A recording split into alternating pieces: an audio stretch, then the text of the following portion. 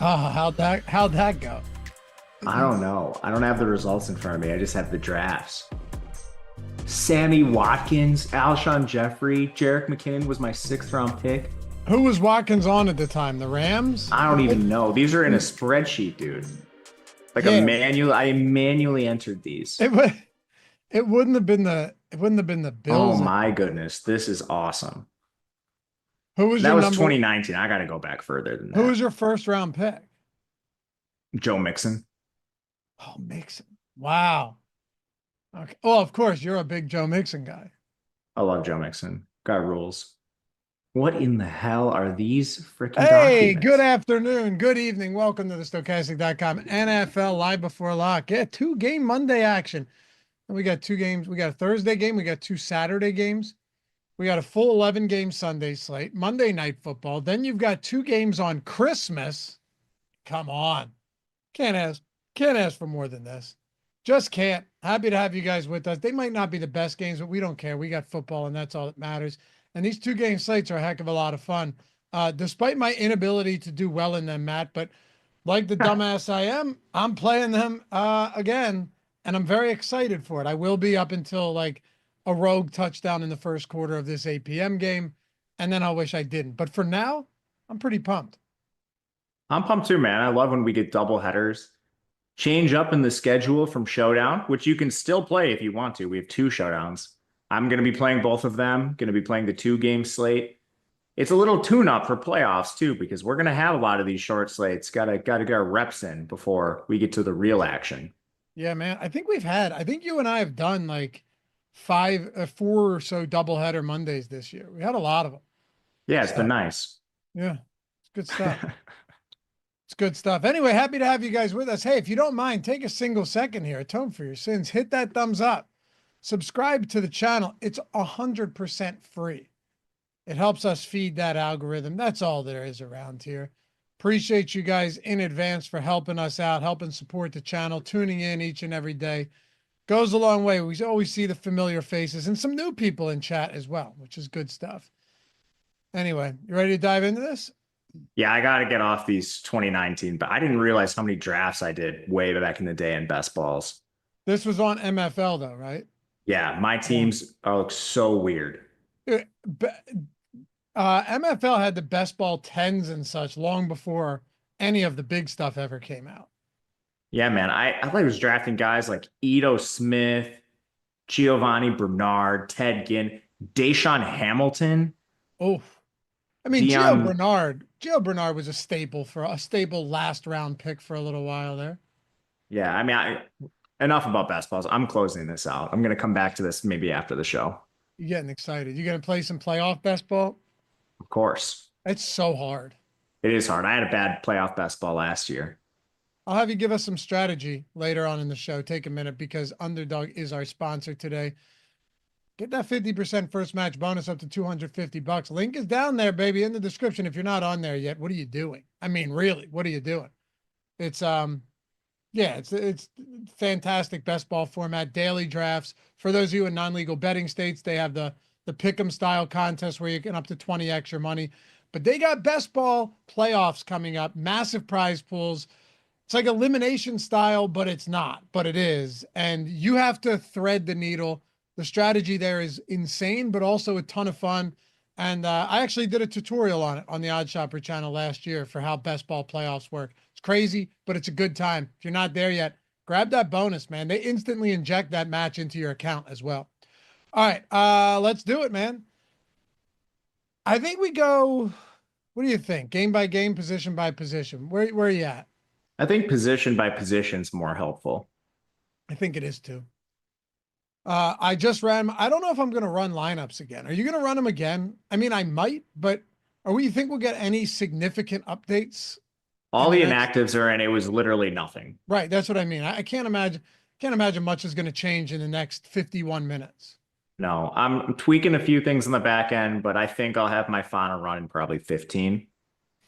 One thing I did, and I don't know if this was the wrong move, Matt, but outside of Brock Bowers, I smoothed my tight end exposures out a little bit today. What were you getting? Earlier in the day, I had a lot of Bowers, which makes sense. But then it was pretty flat. It was like a little bit of Hawkinson, at See least that? ahead of the other Nah, so guys. I had a ton of Bowers and Hawkinson in my last run, Sure. and I'm okay with that. But I also, at their price points and Cole Kmet, I think this matchup is actually advantageous for Cole Kmet against a blitz heavy defense. I just wanted to get a little bit more Kmet. So I have, yeah, I still Bowers is still my top, but 40% Hawkinson now, 25%, or sorry, 35% Hawkinson, 25% Kmet, 16% Pitts, 15% Michael Mayer. I'm okay living in those ranges. I'm pretty flat there.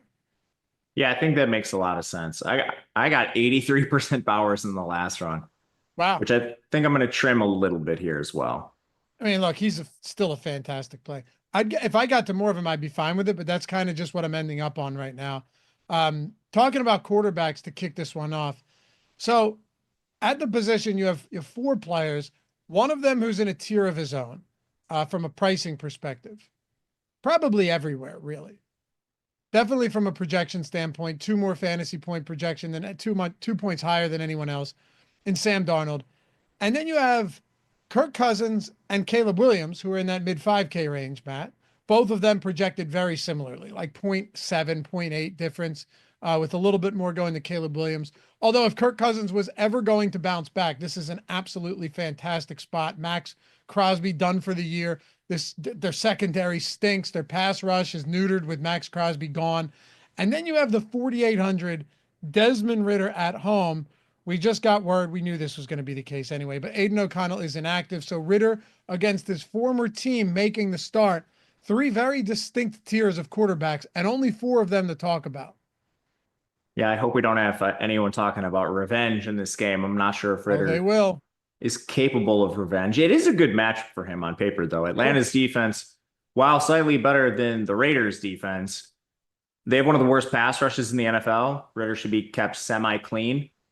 He has low rushing output, but it's not zero. So I guess you could talk yourself into some stuff, but he's just the least talented quarterback. I think his attempts are going to be the lowest on this slate. He's a big underdog in this game, but I don't think it really matters for this team. They're basically in full talent evaluation mode. And one of the positions they're doing that at is running back. So we haven't really seen them pass a lot of our expectation. The positive about their pass game is if you do play Ritter, you know exactly where the ball is going. So I guess you could work your way into some stacks that way if you're running 150 or something. But for one lineup, he's not going to be in my consideration. Well, okay, so I have I have a decent amount of Ritter today. Yeah, I'm bringing it down. How much? I don't Well, I actually, just messed something up. I had 100% in my last run, and I don't know how I did it. So I went back and reset everything. I wonder if you filtered by Ritter. I checked and I didn't do that. So I don't know what I did. Okay, because on my most recent run before the show started, I had 100% Jefferson and Bijan. It's like, that's odd. And then I remembered that you and I ran that Bijan Jefferson lineup earlier on the strategy Yeah. show, and I still had those filters set. I have 30% Ritter right now. It's a bit aggressive for my liking.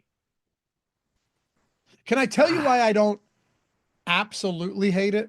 God, this is, I wonder why I don't do well on 2 game slates. Can I tell you why I don't absolutely hate it, Matt? Yeah, Here's I why. don't absolutely hate it, but I don't like it. I get that. Here's why. Because you said it a second ago. If Ritter goes off, I know what pieces are going to be there for me. Like Jacoby Myers, Brock Bowers, and then you get a little bit of the Trey Tuckers and the Michael Mayer, both of those guys playing a lot of snaps. They only have like, and especially Sincere McCormick's not a viable pass catcher. I'm not playing Amir Abdullah. They only have 4 guys that are going to be effectively running routes in this game. Who else? Terrace Marshall running like 10 routes.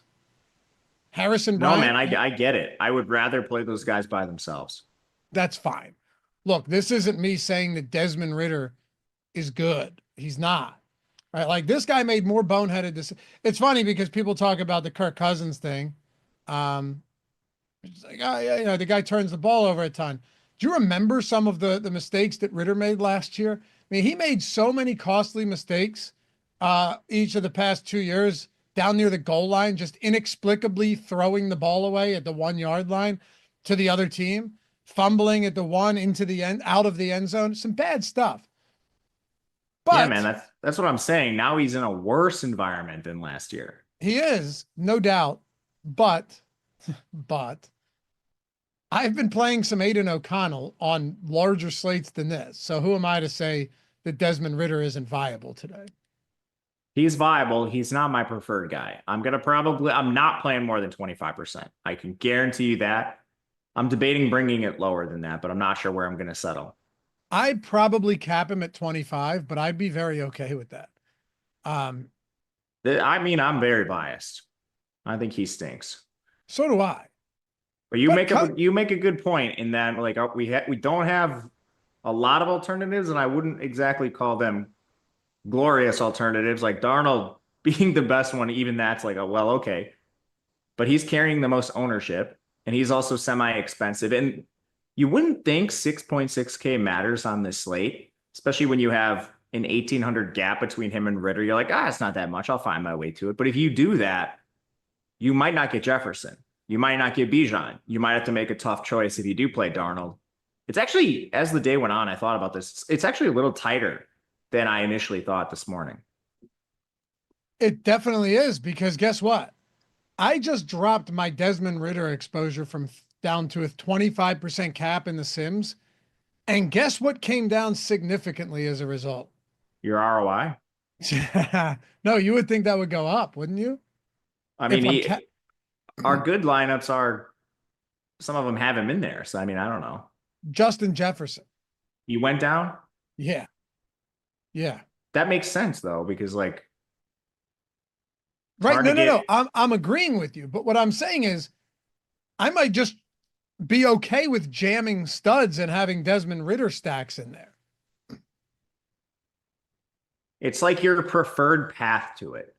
Because I think you brought up you could even just smooth it so it's not crazy with Ritter, because like our lineups prefer Ritter and then a lot of mid-priced receivers and then not punt at tight end. Like, I think your idea with boosting Cole Kmet a little bit, maybe Mayer at the expense of like a Ritter. So that way you get some lineups that are okay. You're probably getting Caleb Williams or Kirk Cousins plus like Mayer and Kmet as your 2v2 off of like Ritter and Ray McLeod or something. You know what I mean? I would rather be a little spread between those two constructions versus like way imbalanced towards the Ritter Ray McLeod side. Sure. All right, so that's what I've been playing around with for like the last 30 minutes or so, seeing like, okay, if you boost Kmet, do you get more Jefferson and less Ritter? Like, how do you actually do this? And you brought up a good point, bringing down Ritter in just a vacuum, you ended up with less Jefferson. I tell you what, even when I brought the Kmet boost down, I thought when I boosted Kmet up and Hawkinson down that I would get a little bit more Jefferson, but I actually got less, and it's probably because I'm just getting less Darnold stacks, because every single one of these quarterback lineups is going to be stacked with 2 or 3 of the pass catchers. Yeah. It makes sense. I'm going to try it with 2 uniques and see what happens. Because I've been running 1 unique. Okay. And I'll let you know. But yeah, I mean, I'm just a little queasy on Ritter. I do like what he gets you. Just very, very nervous with him. With 1 unique, let's see. I'm trying to see how much does it really change my lineups. Yeah, that's what I'm testing right now. Not much. Really? Yeah. 2 uniques. By the way, we're talking about the Sims tool here, but this will go a long way in helping you guys out, even if you're not using the tools. So with 2 uniques and a few boosts and a few caps, yeah, I'm still getting pretty much the same. Pretty much the same, just different variations of those builds. Ritter is sub 20% owned. I mean, sometimes taking aggressive stands on these short slates is really beneficial. One other thing, I imagine Ritter's going to be played like exclusively with Bowers and not Mayer. So it's like if you play Mayer, maybe you're shaving off even more ownership. I don't know. I'm just going to keep testing some stuff for a little while with Ritter. Ultimately, like I'm probably not coming in below 20% likely in my lineups, but I'm not going above 25. I'm okay with that. Absolutely. I don't want my whole night being dependent upon how Ritter plays. Uh, how much Darnold do you want to get? Cousins, Caleb Williams, these type of guys? Because I don't think it's insane to think that this Atlanta Vegas game sees a lot of points. Ben's been saying it all year. There was the Falcons in that early start where they got off to a nice start this season, had that kind of bend, don't break offense or defense. Sorry. And he was saying, he's like, look, when you're giving up like 75% completion percentage to opposing passers, eventually that bend, don't break is just going to turn into break. And we've seen a lot of that lately, right? I mean, last week, sure, a little bit different, but Minnesota, there were some of the biggest defensive miscues in that defensive backfield that I've seen from that team all year. Against the Broncos, they got annihilated. This defense has gone from, hey, they look pretty decent, to they have not been good at all. Yeah, I'm not surprised by that based on their personnel. And sometimes it's just you play an easy slate of schedule, or you play an easy schedule. People think your defense is awesome, but True. you can't over adjust your priors too much. Like, did you ever think this defense was going to be good coming into the year? I did not. I thought they'd be improved. Yeah, I did. Well, I improved thought, is not good. sure, right. Okay, I thought the secondary would be good, but the one thing that I said from the beginning of the year, not to cover my ass, but to say like this is where things could go terribly wrong, Sure. is they don't have a pass rush.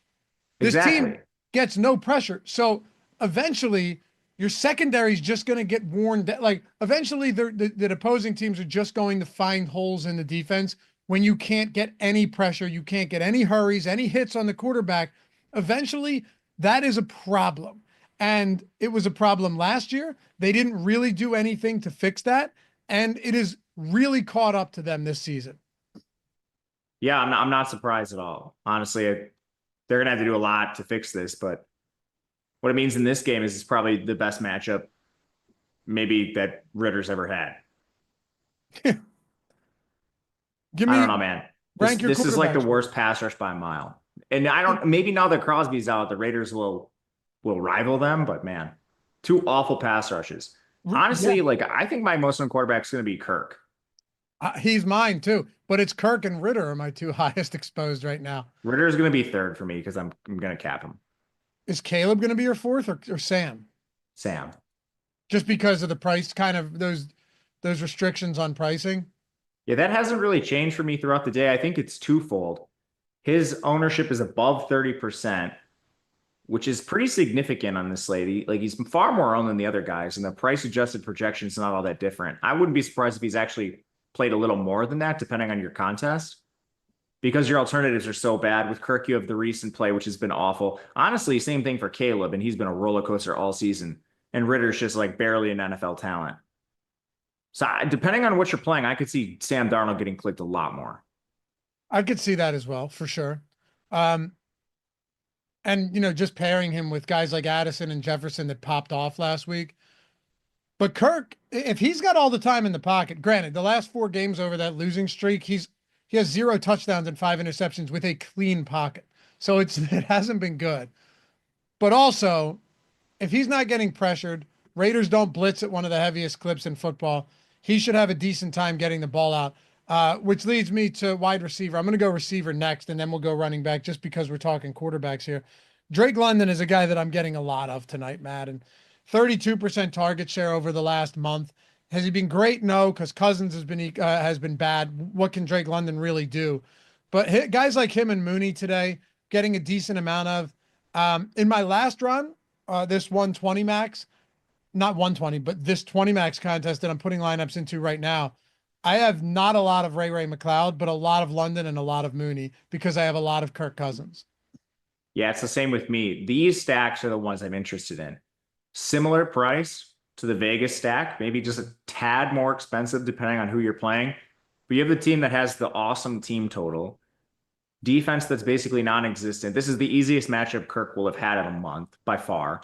And then it's actually pretty predictable where the ball is going. Yeah, you occasionally get like the Ray McLeod target game. He had one in their last contest, but typically speaking, it's going to be Drake London around 30% of the targets. Then you'll get Mooney and Pitt somewhere in between, and Ray McLeod cleaning up what's left. It's pretty predictable, and having a 30% target share for a 6,400 receiver, the pairing just projects so well. How much Jefferson are we looking at then here? If we're talking, because I'm with you. London, Mooney's cheap. Ray McLeod's fine in this spot as well, like we said. But when it comes down to a guy like Jefferson, you're paying a big premium for him. You're paying for Bijan. It doesn't mean you can't play both of those guys. You absolutely can in this spot. You and I talked about it this morning. But we did have a tough time building out lineups with those guys that we really love, that had both of them. I'm not saying you can't do it, but it is actually semi-difficult. Bijan, I think, has to be the priority between the two, with the gap in his projection to Aaron Jones second.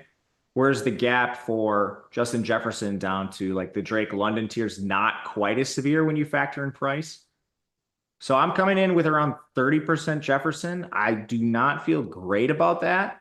He's clearly the one guy that could absolutely bury me on this slate, but he's also really hard to play. As I'm testing things over here, one thing I noticed was when I brought Sam Darnold's ownership up, Justin Jefferson's went down, which is not something you would think for players that are highly correlated. Like, isn't that weird? It's super weird, but it's also kind of proving what well, here's the question. How much Bijan do you have? Right now, 90%. But I think he's very clearly the best play. He's the first guy in your lineup. I agree, but I think that's why. Because I agree, yeah. It's tough to play those guys with each other for sure. So, yeah, well, you have to kind of make concessions somewhere. Is that concession Bijan, or is it Justin Jefferson in lineups where you're only playing one of them?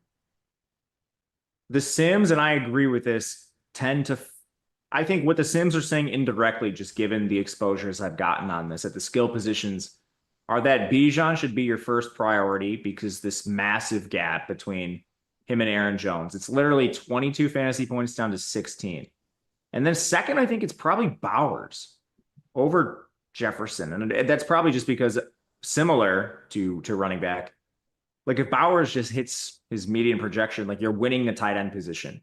And people that don't play Bowers might just be making a flat out mistake. And when you play both of them, depending on your construction, you might not have room for Jefferson, or you're making a play that's pretty greasy down at the bottom. Yeah, exactly. I think, to our, excuse me, what we were talking about earlier though, Jacoby Myers is just going to show up in a lot of lineups for me because it's such a concentrated target share. You're talking about a guy that's $5,700. You have DJ Moore as well.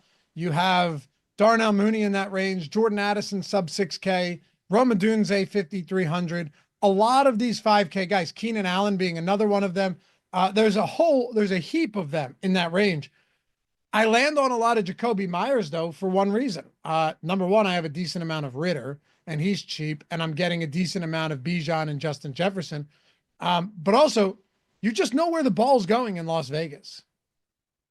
Yeah, absolutely. And that's why I don't think, say you agree with my maybe biased stance that Ritter absolutely stinks.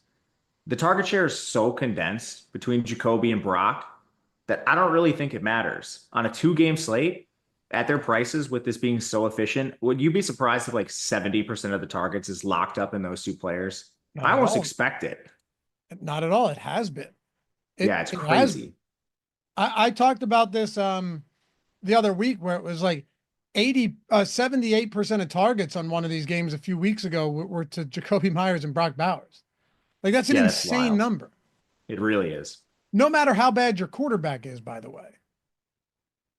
Some of them are going to be uncatchable, but you're going to get enough that are where the PPR volume is just going to stack up, especially at a position like tight end where you don't have a lot of alternatives.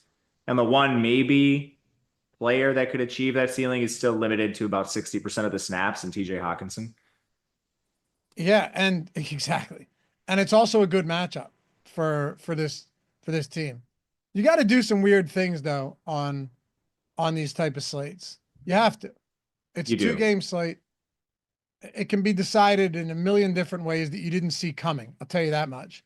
One of them for me will be just, some interesting variations of Desmond Ritter stacks. I'm trying to see now. I'm trying to look at my Michael Mayer's. Yep. Okay. I had a feeling. I definitely have some Brock Bauer. Or I'm sorry. I definitely have some Brock Bauer. Yeah. Michael Mayer stacks. I don't think you should be concerned at all if they just take the same game plan, which was 12 personnel on nearly 100% of the snaps. Both of them were above 80%. At 3K, let's just say Bowers has a Bowers game, 12 targets, solid output. If Mayer's 4 targets at 3K, that's going to be fine. And he's dirt cheap. He is dirt cheap. I honestly think this is how they should play. If you're just getting your 4 most talented pass catchers on the field, Mayer's in the top 4. Yeah. And I mean, who else do you actually care about getting, prioritizing to get the ball? You care about Jacoby and Brock first. If they're both tied up, you can look to Mayer. And then Tucker does, like the gadgety stuff, like downfield threat, opens things up a little bit. He's not a priority, nor should he be. Right. Exactly. So I'm on board. Any other receivers you want to get to? Because I think, by the way, a lot of these are just going to be, a lot of them are just going to be natural stack attachments. I will say from a cheap range, there's nothing that stands out to me that I love. Like you guys, if you have questions, feel free to throw them in there. Jordan, if we're getting super chats, hit me with some of those, please. Actually, I got them right here, so I'll hit these in a minute. But well, I'll hit them when we get to running back because we're making good time today. If you scroll down, like the best 3K player on this slate, no, the best player in the 3K range all the way up to 4K, you could say it's either Cole Kmet or Michael Mayer. It's not a wide receiver. Like I would take either of those guys if I'm playing a single entry. You say you can only play one of these guys. I would take Mayer, Kmet, or even Pitts over a Jalen Naylor. Without question. I don't think it's close. Right. Exactly. So the 2 tight end builds look good today. If you work up from the bottom to the top to this 4K range, you have Trey Tucker and Ray McCloud. Tucker is going to play a lot of snaps. That's one thing we can say about him. He's not great. He can break one off once in a while. We saw that on Black Friday against the Chiefs. And then Ray McCloud typically has been a type of guy that Cousins gets the ball out too quick when he's under pressure. I don't know if that's going to be the case today, but at 4,500, he's in play too. So both of those guys are viable. I don't think they're priorities, but they're definitely viable. I just find myself leaning a little bit more towards these cheaper tight ends to free up that extra $700, $800, $900 in salary. I have one lineup out of 150 with Trey Tucker. That's as cheap as I'm going at wide receiver. It's exactly what you said. Would just rather play the cheap tight ends where salary calls for it. 5K and up. Anyone we haven't touched on yet? What are you doing with the Bears?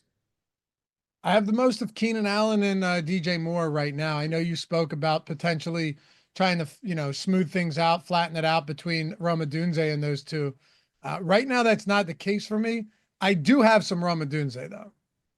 Yeah, aside from the Ritter cap, the only other, I'm going to make 2 boosts. One of them is a slight bump down to Keenan, a slight bump up for Rome Odunze. I'm talking like 5% in the ROI tool. And this is just me being late. Like projections largely they're supposed to be forward looking, but the data comes from the past.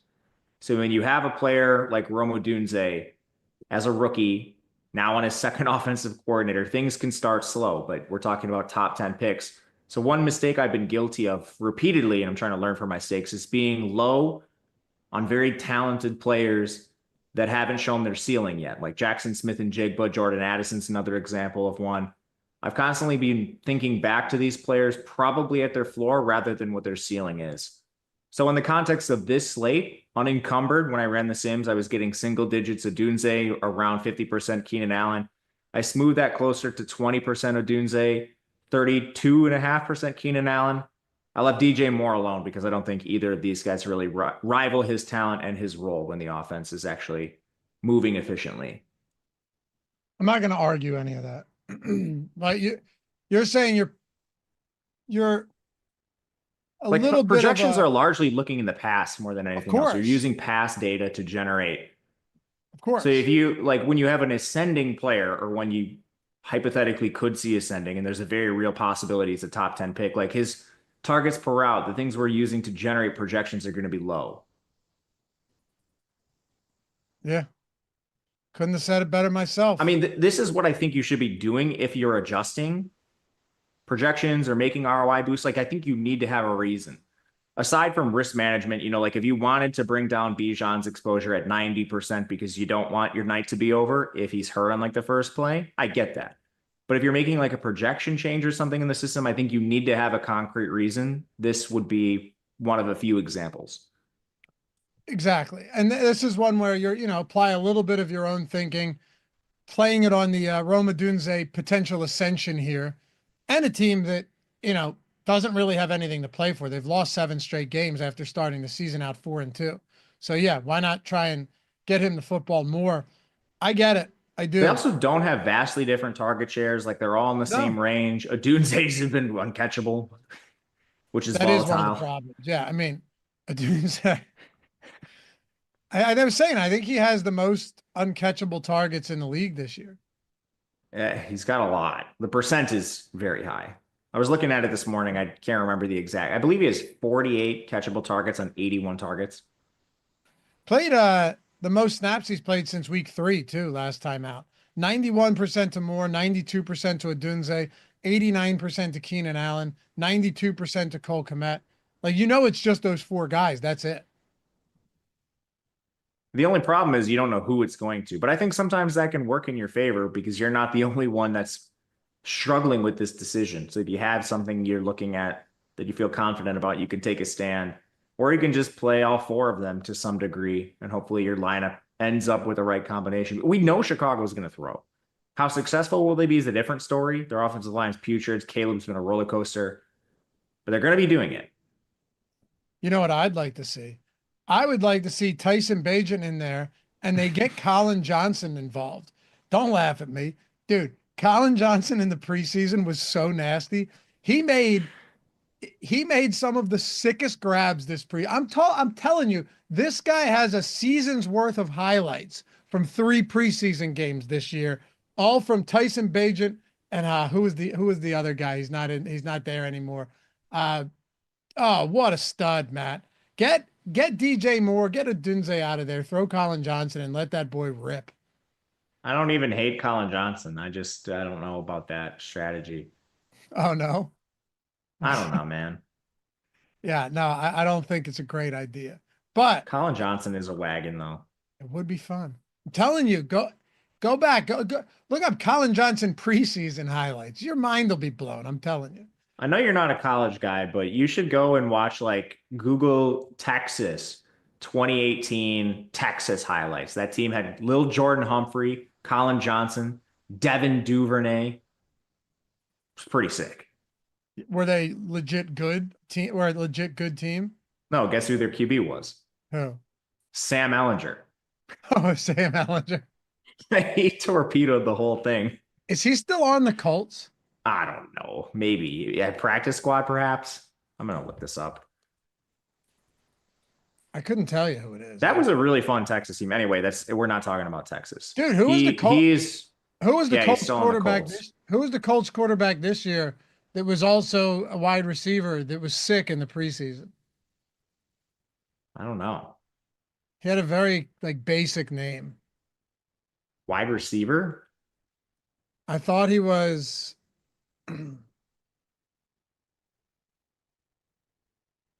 yeah, I thought he was also Jason Bean. Oh, Jason Bean. He was playing wide receiver. I thought they were talking about using him there. Yeah. I did not know that he was playing wide receiver. He was awesome at Kansas. Jason Bean. He might not have been. I think there were discussions about him, doing stuff like that. He's a great athlete. He was awesome. Went to North Texas and then transferred to Kansas. Let's talk running backs. Yeah, we need to get off this train. We're fine. We got plenty of time. We're actually making good time today. So Bijan, I don't even know if I'm going to adjust anything. I'm just going to have a lot of Bijan Robinson. A lot. He's my highest exposed player across every contest I'm in. He's coming with ownership, but everything we have suggests he's underground. I mean, just this gap in projection is unbelievable. I think it's more interesting to talk about the next three and why they don't compare to Bijan and then trying to parse them. Bijan's the best play on the slate. The only thing that would deter him is if you think Algier pops up for some reason, which I don't, sportsbooks don't, his props are out of control, or he gets hurt and we don't play for injuries. No, I'm not going to be playing for injuries here. Definitely not. So with that in mind, yeah, a lot of Bijan. I'm getting a lot of Aaron Jones as well. I'm okay with it. I know there's some kind of sketchy feelings surrounding Jones a couple games ago with the fumble, the drop pass in the end zone, all that stuff, but he still played almost 70% of snaps last week, Matt. I mentioned it to you this morning. Something that really stood out to me was that if you look at red zone opportunities this year, right? Aaron Jones has 36 carries inside the red zone. No one else has more than 7. That's Sam Darnold. The next closest is Cam Akers with 5. Cam Akers has gotten more work lately, but nothing in the red zone. Inside the 10, 21-0, Jones to Cam Akers. Inside the 5, so goal line carries, 12-0, Jones to Akers. So he still has that role until further notice, fully locked up. They're a big touchdown favorite at home. Detroit's dealing with myriad injuries right now. Just got another death blow today, losing what was it, broken jaw, and then the other ACL. Brutal stuff. They're dropping like flies. If Minnesota wins this game today, they'd still be behind Detroit because of the tiebreaker, but they'd both be 12-2, and Minnesota's largely healthy. Huge game for them today.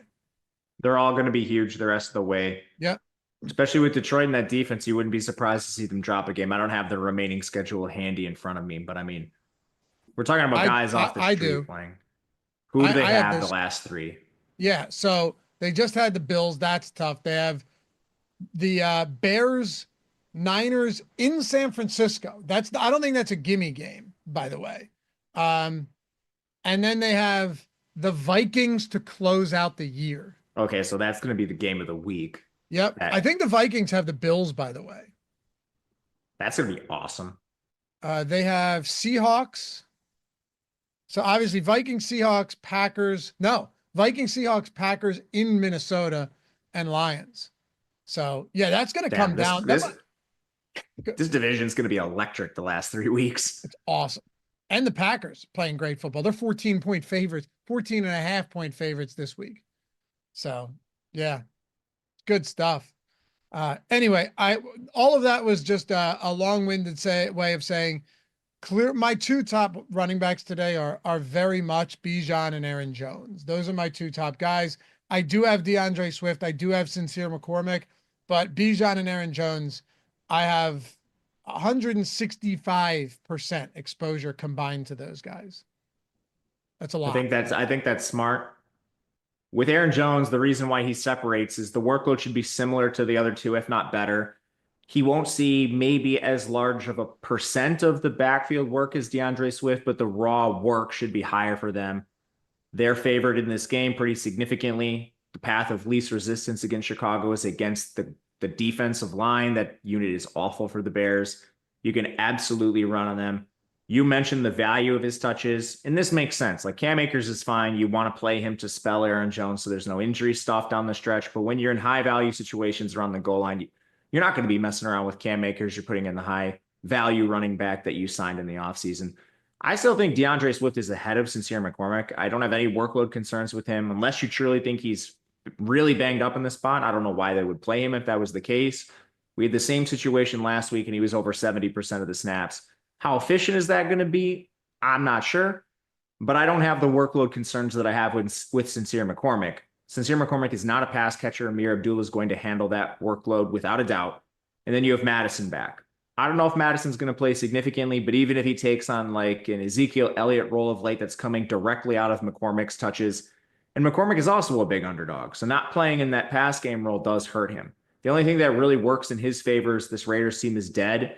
and they're just kind of evaluating players. So maybe the game script stuff doesn't matter. They'll slam him into the back of the O-line anyway. But I think McCormick is fourth for me. Are you going to limit exposure to McCormick? No, I got 44% of him, 46 Swift. I'm just going to leave that. I'm happy with having a little more Swift than him and then being overexposed to Bijan and Aaron Jones. That's exactly where I'm at. Yeah. I'm pretty much equal on those two, and then a ton of Jones and Bijan. I don't really, okay, so I don't know how to, even if I wanted to, I don't know how to get like Algier in these spots. You know, even if I were to run multiple uniques in the Sims, I'm still getting like one Algier lineup out of 150. Yeah, man, you're betting on them reverting to like Atlanta was playing with some cushion in that division. They messed up. Now they have to play Bijan like as much as they can't afford not to play Bijan. They're behind the Bucks now. You can't take your foot off the gas at all. So I don't think that what I'm trying to say is I don't think the Bijan role changes. And because of that, Algier's probably just left to change of pace work. I don't think it's the 50-50 timeshare, 40-60, whatever you want to call it from earlier this season. Agreed.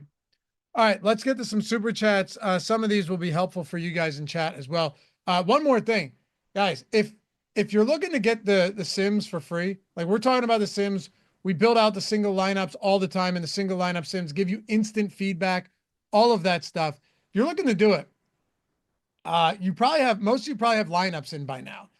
Even if not, leave this up, open this link in your browser or on your phone. First link in the description, you'll see it right there, or the one Jordan just threw in the chat.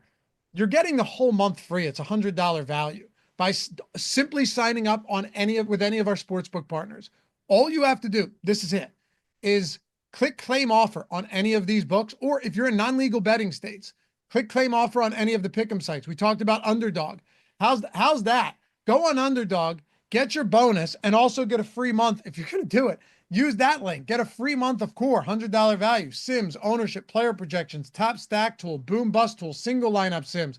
Did you see, by the way, Aaron Costa said he ran the Sims yesterday. He's like, I just ran the Sims on FanDuel. He won the millie on, he won a millie yesterday. I did see that. Congratulations if you're watching. If not, what a score. Amazing stuff. That's 2 millie maker winners with the Sims in the past 2 months. So, yeah, but I'll just say it, like the proof is in the pudding, man. The tools have been so awesome. They've made my process, and I know Matt's for football, 1,000 times easier than they've ever been, especially on Live Before Lock with the entry manager that I can just plug my lineups in and send them over to DraftKings. Sign up on any of those books. Place a bet on the game tonight. Now, mind you, this only has to be like a $10 or $5 bet, whatever the requirement is. It's usually $10 deposit, $5 bet. Get 150 in bonus bets on sites like Bet365, 200 in bonus bets for a $5 deposit and bet on FanDuel. You get the point.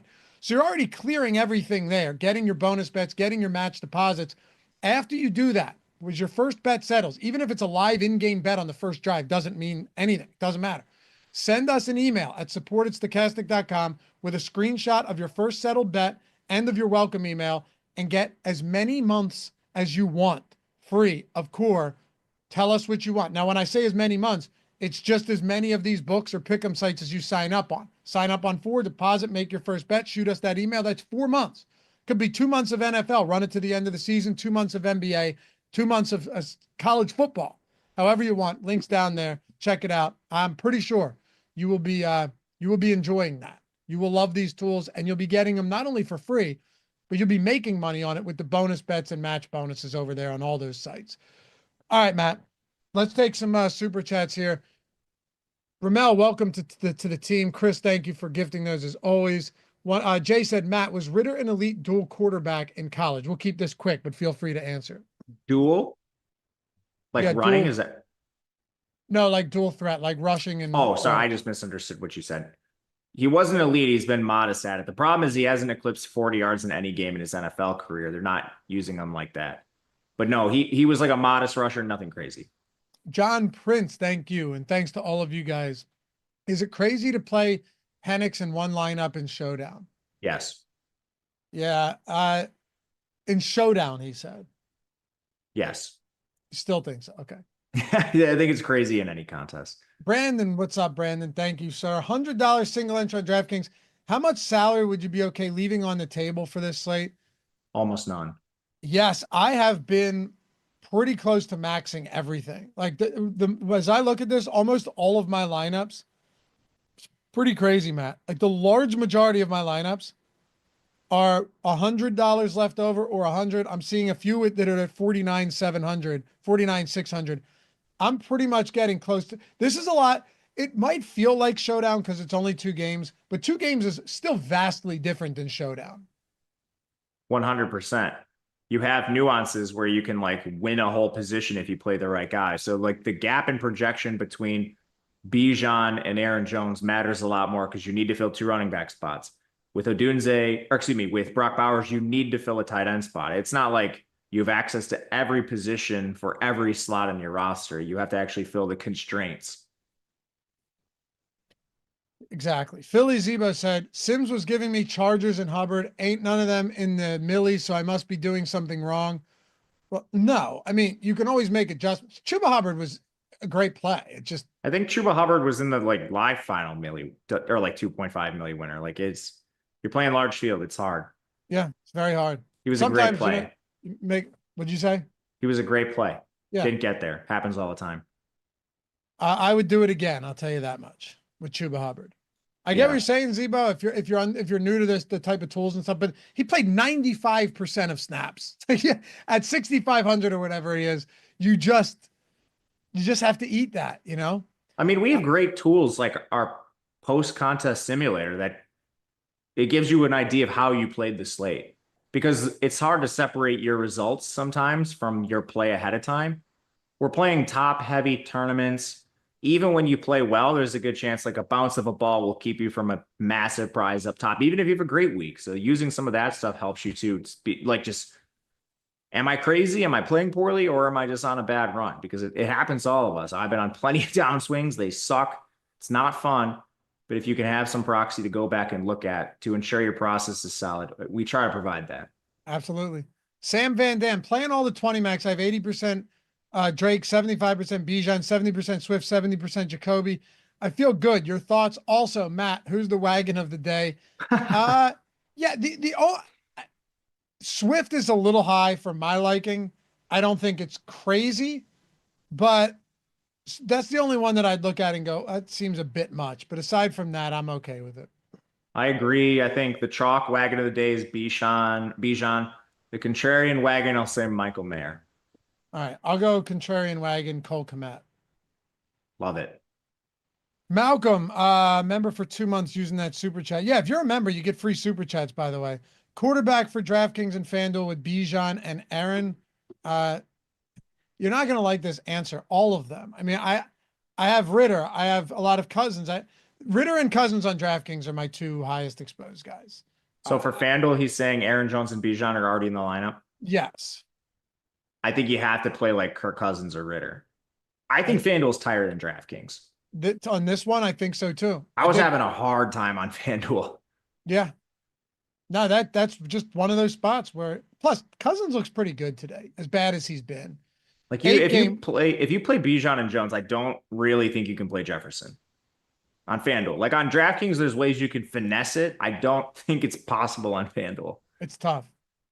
8 game, what's up, man? Member for 17 months. How crazy am I to fade Bowers and lock Pitts? I mean, I'm not doing that. It's risky. I hate to use the term crazy, but I think you can get over the field to Pitts and under on Bowers, and it's a lot less crazy without having to full fade one and lock the other. I agree with you. Yeah, I think you could take a stand without locking players, like you said. Yeah, some people like to play that way though. And it's totally a feast or famine type of situation. But when you feast, man. When you feast, you feast.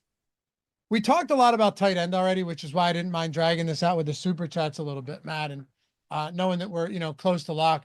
I already kind of told you earlier in the show where I'm at on tight ends. Bowers is my most exposed tight end, but I have a good amount of Hawkinson. I gave my boy Cole Kmet a slight boost as well. And I have, I'm hovering depending on the contest. But if you're just saying all together, I'm around, I think 18% Michael Mayer, 19% Kyle Pitts. I'm getting a lot of all of these guys today. Yeah, the only boosts I made, well, I capped Ritter at 25, which wasn't crazy. I was getting like 30. I just wanted to smooth that a little bit. Then I did the Odunze, Keenan Allen, and a slight boost to Swift, and that's it for me. You did the Hawkinson cap, right? Mm-hmm. So that's when you said your tight end exposures, I'm a little bit, a fraction lower on Pitts, Kmet, and Mayer, but I'm also a fraction higher on Hawkinson. But I didn't How much do that. Hawkinson do you have? 40. Okay. Yeah, makes sense. Yeah, we're in the ballpark with those guys. How much Bowers do you have right now? 55. I don't think that's crazy at all. I love this guy. I've gotten him wrong a ton this year somehow. Last He might be my second favorite player other than Darnell Washington. yeah. Dude, Darnell almost put a guy. You need to Saw go that. watch the movie The Replacements so you can see Jon Favreau's character like just drive a guy through the wall. Darnell Washington tried to do that yesterday. It started a fight in the end zone. I saw that. He was like burying a little corner. Yeah, it was Quinion. He That took was him. Quinion? Oh, man. Yeah. Dude, he drove him from like the 30 past the end zone into the wall. Quinion's from the MAC. He's never even seen those kind of SEC behemoths. By the way, has Cordero Patterson put on some weight? That fellow looks big now. He's like our age. I'm just saying it's amazing because this guy was a kick returner for a while. Maybe he has bulked up for running back. The crazy thing is despite his age, there's so little wear on his body. He still looks explosive when he gets the ball. It's wild. Yeah. Except nobody looked explosive for them yesterday. Yeah, I don't know, man. Oh no. Yeah, see? Cordell Patterson said his body is a 2 out of 10 right now. Wait, what? This was earlier in the season though. Like health wise? I don't know. I don't know if he meant that he's just overweight. I don't know. Plus, once these guys get through camp anyway, maybe he's always been that big. Maybe it's the uniforms. Anyway, Charles, thanks for the super chat. Member for 27 months. Man, I remember when we first started and no one had more than a month. Bowers or Jones on DraftKings. I got Hawkinson at tight end. Bowers or Jones? Still Jones for me. It's still Jones for me. So you're talking flex here, right? Because Hawkinson at tight end. Yes. Oh, Kevin said he rolled Slay into the wall. All right. Well, Quinion was back there with him. Probably fighting. Yeah. Quinion's a scrappy guy, man. I love Quinion. Okay, so it was Slay. Got it. Yeah. Any other thoughts? By the way, with defense, Matt, I'm taking what I'm given, and I don't say that to be lazy. I just don't. I'm not going to try and prioritize a defense and lose out on skill position players. I don't. Obviously, like the Vikings are going to project the best without, no question, and I'm getting a lot of them. But I'm getting all of these defenses tonight. I have most of the Bears, but it's not by a significant margin. I think it's just a price thing. There's not a vast gap between them when you salary adjust. Why not just go all the way down? Agreed. Rob said, I know Pickens on the sideline was jealous of that fight. Oh, Pickens is my favorite. I love that guy. He is a true. I'm surprised he didn't go out there. Seriously, he's a menace, man. He is a true menace, and I'm all about it. It's the best thing in sports right now is George Pickens. Holy smokes, that is funny. That is funny. He's the man. He really is. I know some people hate his like theatrics and the antics.